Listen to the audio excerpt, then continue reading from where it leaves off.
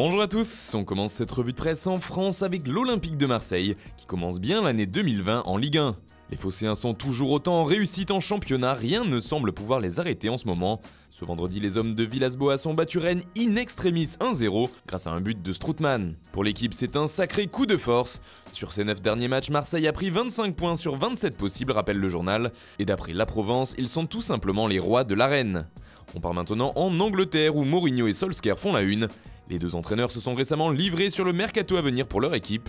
De son côté, le technicien portugais avoue avoir peur que Tottenham n'ait pas le pouvoir et l'argent pour remplacer un buteur de la trempe d'Harry Kane. Solskjaer, quant à lui, ne veut pas signer des joueurs juste pour sauver sa place à Manchester. Pour lui, ce qui compte, c'est la santé du club. United passe avant lui. Mais dans la presse portugaise, on apprend tout de même que les Red Devils ne sont pas inactifs sur le marché des transferts. En effet, selon Record, Bruno Fernandes serait tout proche de Manchester, à un pas même. Il s'agirait là d'un transfert de 60 millions d'euros, assorti de 10 millions de divers bonus. On part maintenant en Italie où on parle aussi mercato. C'est chaud pour Christian Eriksen à l'Inter.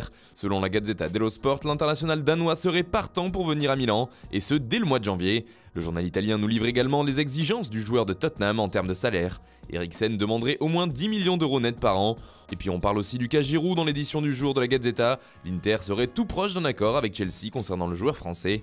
La direction interiste aurait proposé 4 millions d'euros avec 1 million d'euros supplémentaires sous forme de bonus pour le transfert. Les Blues demandent un montant fixe de 5 millions d'euros avec ce même bonus. Les négociations avancent donc et pourraient bientôt aboutir à un accord.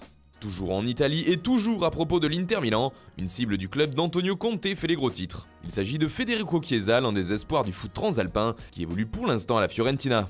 Mais ce dernier est également un dossier que la Juventus aimerait boucler. On en parlait déjà cet été, mais cette fois son propriétaire semble accepter le départ de son joueur. Je voudrais que Federico reste, mais s'il veut s'en aller, a déclaré Rocco Commisso, qui semble s'être fait une raison. Pour Tuttosport, en tout cas, ces mots sont un feu vert pour un départ de Chiesa. Reste maintenant à savoir quelle sera sa destination. Enfin, on termine ce tour de la presse par l'Espagne, où un homme fait la une des journaux, c'est Xavi Hernandez.